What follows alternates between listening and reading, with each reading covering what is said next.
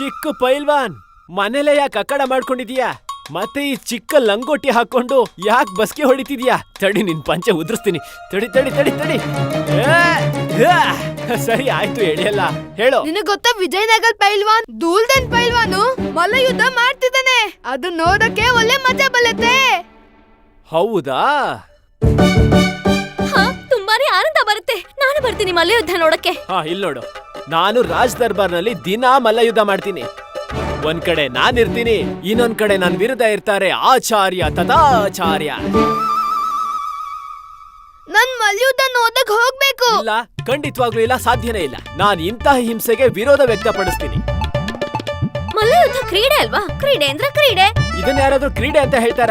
ಒಬ್ಬ ಮನುಷ್ಯ ಇನ್ನೊಬ್ಬ ಮನುಷ್ಯನ ಹಿಡ್ಕೊಂಡು ಹೊಡಿಯೋದು, ಬಡಿಯೋದು, ಮತ್ತೆ ಎತ್ತಿ ಬಿಸಾಕೋದು, ಆಮೇಲೆ ನೋವು ಮಾಡೋದು. ಆಟ ಅಂದ್ರೆ ಯಾವ್ದು ಗೊತ್ತಾ?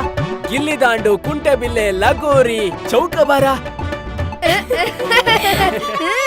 ಈ ಕ್ರೀಡೆನಾ? ಇದನ್ನ ಹೆಣ್ಮಕ್ಳು ಆಡ್ತಾರೆ.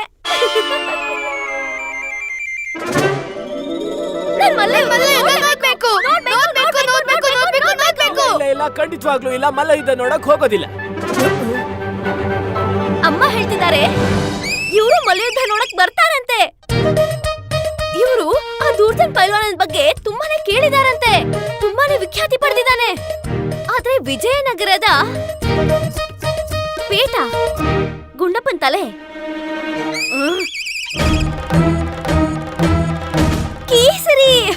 ಕೇಸರಿ ಪೈಲ್ವಾನನ್ ಮುಂದೆ ಅವನು ಗೆಲ್ಲಕ್ ಸಾಧ್ಯನೇ ಇಲ್ಲ. ಇಲ್ಲಿ ಕೇಳು, ನೀನುನಾ? ನಿನಗೆ ಯಾವಾಗ ಮಲ್ಲ ಯುದ್ಧದಲ್ಲಿ ಆಸಕ್ತಿ ಬರಕ್ ಶುರು ಆಯ್ತು? ಚಿಕ್ಕ ವಯಸ್ಸಿಂದ ನನಗೆ ಮಲ್ಲಯುದ್ಧ ಅಂದ್ರೆ ತುಂಬಾನೇ ಇಷ್ಟ ಆಗುತ್ತೆ. ಚಿಕ್ಕ ವಯಸ್ಸಲ್ಲಿ ನಾನು ಅಮ್ಮನ ಹತ್ರ ಸುಳ್ಳು ಹೇಳಿ ಕದ್ದು ಮಲ್ಲಯುದ್ಧ ನೋಡಕ್ ಹೋಗ್ತಾ ಇದ್ದೆ.